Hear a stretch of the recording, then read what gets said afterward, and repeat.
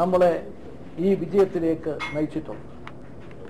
ഈ വിജയം നമ്മുടെ പ്രതീക്ഷയ്ക്കനുസരിച്ച് വന്നിട്ടില്ല എന്നത് ഒരു സത്യമാണ്. പക്ഷേ നമ്മൾ എവിടെ നിന്ന് തുടങ്ങി? 2006 കോൺഗ്രസിന് UDF-ന് 42 MLA-മാർ ഉണ്ടായിരുന്നത് ഇന്ന് 72 MLA-മാരായി. ഇടതുമുന്നണിക്ക് 98 ആയിരുന്നത് 68 കുറഞ്ഞു.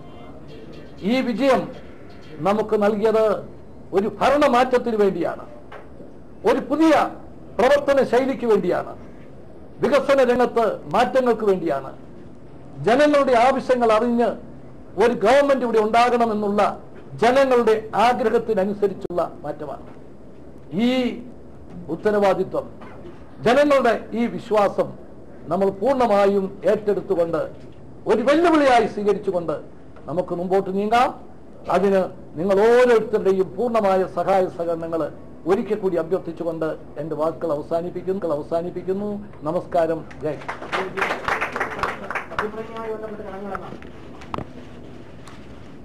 ബഹുമാനായ Congress parliamentary party AICC general secretary Shri മൗസൂദ് മിസ്ത്രിജി, കോൺഗ്രസ് പ്രവർത്തക സമിതി അംഗം ശ്രീമതി മൗസിന കിദ്വായിജി, UDF convener Shri PP Thankachan, പ്രിയപ്പെട്ട സഹപ്രവർത്തകരെ, ഇതൊരു ചരിത്ര മുഹൂർത്തമാണ്.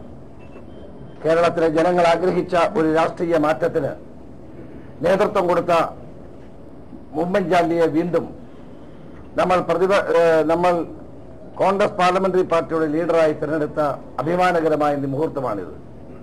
എല്ലാ അഭ്യൂഹങ്ങൾക്കും അവസാനം കുറിച്ചുകൊണ്ട് കേരളത്തിലെ കോൺഗ്രസ് പാർട്ടി ഒറ്റക്കെട്ടാണെന്നും കേരളത്തിലെ കോൺഗ്രസ് പാർട്ടിയിൽ ഒരു അഭിപ്രായ വ്യത്യാസം ഉണ്ടാക്കാൻ ആർക്കും കഴിയുകയില്ലെന്നും തെളിയിച്ച നിശ്ചയദാർഢ്യത്തോടുള്ള തീരുമാനമാണിത്. ഇതിന് അംഗീകാരം നൽകിയ AICC-യുടെ പ്രിയങ്കരിയായ പ്രസിഡന്റ് സോണിയാഗാന്ധിയോട് കേരളത്തിലെ കോൺഗ്രസ് പ്രവർത്തകർക്ക് വേണ്ടി ഞാൻ നന്ദി രേഖപ്പെടുത്തുകയാണ്. ഇന്ന് ഇന്ത്യയിലെ ഇടതുപക്ഷത്തിന്റെ പ്രസക്തി ദുർബലമാകുന്നു എന്നുള്ളതിന്റെ സൂചനയാണ് കേരളത്തിലെ ബംഗാളെടുപ്പ്. ഒരിക്കലും ഉണ്ടാകാത്ത നിലയിൽ 34 വർഷക്കാലത്തെ ബംഗാളിലെ ഇടതുമുന്നണിയുടെ ഭരണം 5 വർഷത്തിന് മുമ്പ് അധികാരത്തിൽ വന്നപ്പോൾ തുടർ ഭരണത്തിന് വേണ്ടി വാദിച്ച നിലകൊണ്ട CPM-ന് കാലിടറി. ഇന്ന് UDF നേടിയ വിജയത്തെ വിജയമല്ലാതാക്കി ചിത്രീകരിക്കാനുള്ള നീക്കം മാർക്സിസ്റ്റ് പാർട്ടിയുടെ ഭാഗത്തു നിന്നുണ്ടാകുന്നുണ്ട്. മാർക്സിസ്റ്റ് പാർട്ടി ചരിത്രത്തിലെ ഏറ്റവും വലിയ അപജയത്തെയും വെല്ലുവിളിയെയും നേരിടുന്ന ഒരു കാലഘട്ടമാണ് നമ്മൾ മുന്നോട്ട് പോകുന്നത്. വെല്ലുവിളികൾ ചെറുതല്ല. കേരളം പ്രതീക്ഷിക്കുന്ന രാഷ്ട്രീയ മാറ്റത്തിനും വികസനപരമായ മുന്നേറ്റത്തിനും നേതൃത്വം കൊടുക്കുന്ന വലിയ ഉത്തരവാദിത്തമാണ് നമ്മുടെ എല്ലാവരുടെയും ചുമലുകളിൽ വന്നു ചേർന്നിട്ടുള്ളത്.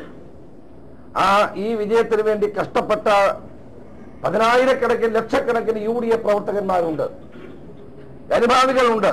അവരോടെല്ലാവരോടും കോൺഗ്രസ് പാർലമെന്ററി പാർട്ടി, കോൺഗ്രസ് KPCC-യും നന്ദി രേഖപ്പെടുത്താൻ കൂടി അവസരം വിനിയോഗിക്കുകയാണ്. നമ്മുടെ ഉത്തരവാദിത്തങ്ങൾ വളരെ വലുതാണ്. രാജ്യവും ജനങ്ങളും നമ്മളെ ഉറ്റുനോക്കുന്നു. ആ ഉത്തരവാദിത്വം ഉയർത്തിപ്പിടിച്ചുകൊണ്ട് മുന്നോട്ട് പോകാൻ ശ്രീ ഉമ്മൻചാണ്ടിയുടെ നേതൃത്വത്തിലുള്ള ഈ ഗവൺമെന്റിന് കഴിയുമെന്നൊരു വിശ്വാസം എനിക്കുണ്ട്. 1977 MLA ആയി തിരഞ്ഞെടുക്കപ്പെട്ട ആളാണ് ശ്രീ ഉമ്മൻചാണ്ടി. 4 പതിറ്റാണ്ട് കാലം 1970 MLA ആയി തിരഞ്ഞെടുക്കപ്പെട്ടയാളാണ് ശ്രീ ഉമ്മൻചാണ്ടി. 4 പതിറ്റാണ്ട് 40 വർഷക്കാലം തുടർച്ചയായി പുതുപ്പള്ളി നിയോജകമണ്ഡലത്തിൽ MLA ആയി കേരളത്തിന്റെ വിവിധ ആഭ്യന്തരമന്ത്രി, തൊഴിൽ മന്ത്രി, മുഖ്യമന്ത്രി, ധനകാര്യമന്ത്രി തുടങ്ങിയിട്ടുള്ള എല്ലാ പ്രധാനപ്പെട്ട വകുപ്പുകളും കൈകാര്യം ചെയ്ത് പരിചയസമ്പന്നതയുള്ള ഉമ്മൻചാണ്ടിക്ക് കേരളത്തിന് ദിശാബോധം നൽകാൻ കഴിയുമെന്നുള്ള ഉറച്ച വിശ്വാസം കേരള ജനതയ്ക്കും കോൺഗ്രസ് പ്രവർത്തകന്മാർക്കുമുണ്ട്. കേരളം കാതോർത്തിരിക്കുന്നത് അഴിമതിരഹിതമായ ഒരു ഭരണത്തിനാണ്.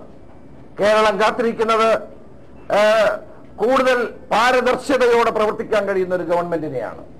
കേരളം കാത്തിരിക്കുന്നത് ജനങ്ങളോട് പ്രതിബദ്ധതയുള്ള ഒരു ഗവൺമെന്റിനെയാണ്.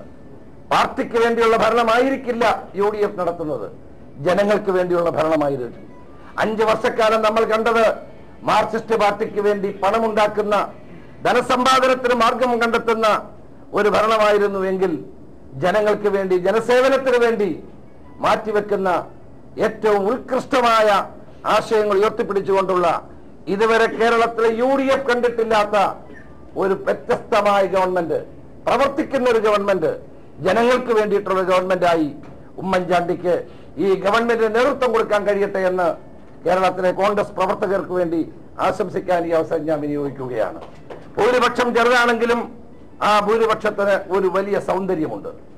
ഭൂരിപക്ഷം ചെറുതാണെങ്കിലും ആ ഭൂരിപക്ഷത്തിന് ഒരു ആർജവമുണ്ട്. ഭൂരിപക്ഷം ചെറുതാണെങ്കിലും ആ ഭൂരിപക്ഷത്തിന് ഒരു കരുത്തുണ്ട്.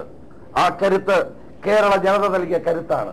ആ കരുത്ത് സംശീകരിച്ചുകൊണ്ട് കേരള ജനതയ്ക്ക് ശരിയായ ദിശാബോധം നൽകാൻ ഉമ്മൻചാണ്ടിക്കും അദ്ദേഹത്തിന്റെ ഗവൺമെന്റിനും കഴിയട്ടെ എന്നൊരിക്കൽ കൂടി ഞാൻ ആശംസിക്കുന്നു. ഈ വിജയത്തിൽ ഞങ്ങളെ സഹായിച്ച കേരളത്തിലെ മാധ്യമങ്ങളുണ്ട്. 5 വർഷക്കാലം ഈ ഗവൺമെന്റിനെ തുറന്നു കാട്ടിയവരാണ് ഈ മാധ്യമങ്ങൾ. ആ മാധ്യമങ്ങൾക്ക് ഞാൻ പ്രത്യേകം ഈ സന്ദർഭത്തിൽ നന്ദി രേഖപ്പെടുത്തുന്നു. സൃഷ്ടിപരമായ പ്രവർത്തനങ്ങൾക്ക്, വികസനോന്മുഖമായ ഒരു കേരളത്തിന് നേതൃത്വം നൽകാൻ ഉമ്മൻചാണ്ടിക്ക് മാധ്യമങ്ങളുടെ പൂർണ്ണ സഹകരണം ഉണ്ടാകണമെന്ന് കൂടി ഞാൻ അഭ്യർത്ഥിക്കുന്നു. ഈ സന്ദർഭത്തിൽ AICCയുടെ പ്രതിനിധികളായി ഇവിടെ എത്തിച്ചേർന്ന മധുസൂദൻ മിസ്ത്രിക്കും ശ്രീ മോസിനാജിക്കും രണ്ടുപേർക്കും KPCCയുടെ നന്ദി രേഖപ്പെടുത്തിക്കൊണ്ട് ഒരു കേരളത്തിലെ മുഴുവൻ കോൺഗ്രസ് പ്രവർത്തകരുടെയും സമ്പൂർണമായ പിന്തുണയും സഹകരണവും അദ്ദേഹത്തിന് വാഗ്ദാനം ചെയ്തുകൊണ്ട് ഈ യോഗം അവസാനിച്ചതായി ഞാൻ അറിയിക്കുന്നു. നമസ്കാരം.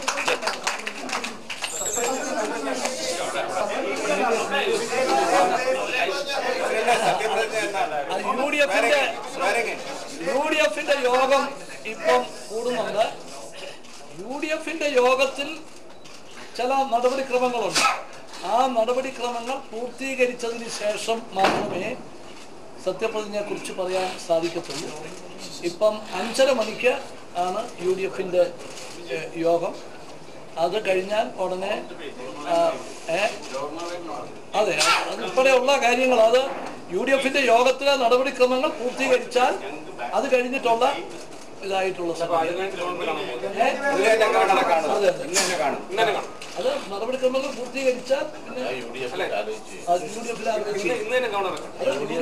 തീരുമാനം അതനുസരിച്ച് തീരുമാനമാകത്തുള്ളൂ.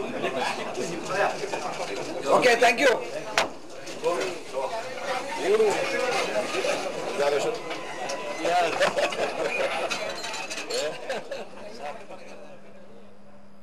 കേരള മുഖ്യമന്ത്രി